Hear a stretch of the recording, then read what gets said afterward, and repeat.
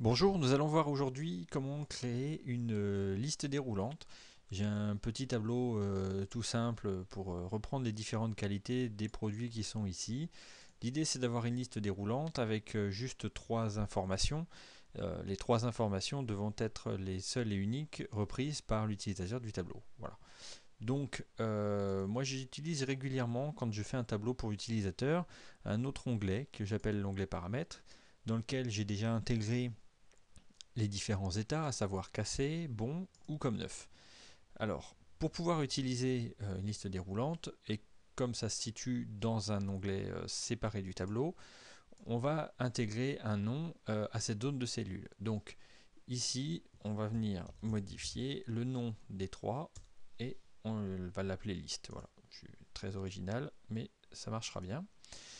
On va venir se placer dans la première cellule et nous allons aller dans l'onglet données, validation des données, encore une fois, et vous voyez, il nous ouvre une petite fenêtre dans les différentes options, les critères de validation. Aujourd'hui, il y a autoriser tout. Moi, ce que je veux, c'est récupérer une liste.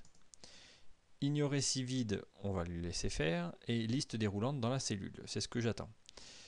Il me demande la source, donc je vais venir mettre égal, le nom de la zone de cellule que j'ai déterminée juste avant, et j'en pourrais m'arrêter là, on pourrait faire OK et on aurait la liste. Maintenant, il y a deux autres onglets ici qui sont assez intéressants.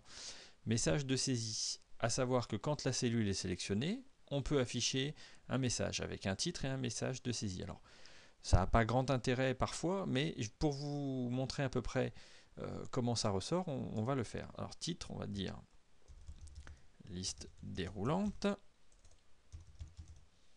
message de saisie, allez, bon courage. Voilà. Ensuite, alerte d'erreur.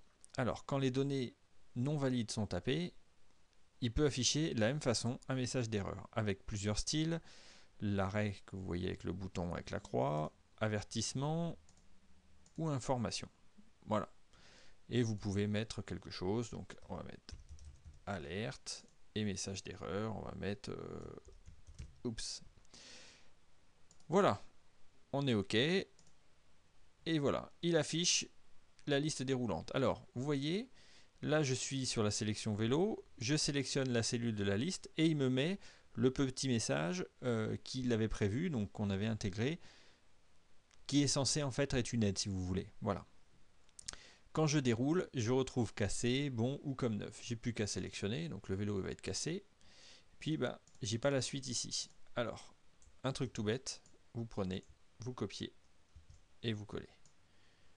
Vous supprimez pour retirer ce qui est dedans et vous pouvez réinitialiser. Alors, qu'est-ce qui va se passer maintenant si je veux mettre autre chose qu'un des trois? On va mettre un peu n'importe quoi.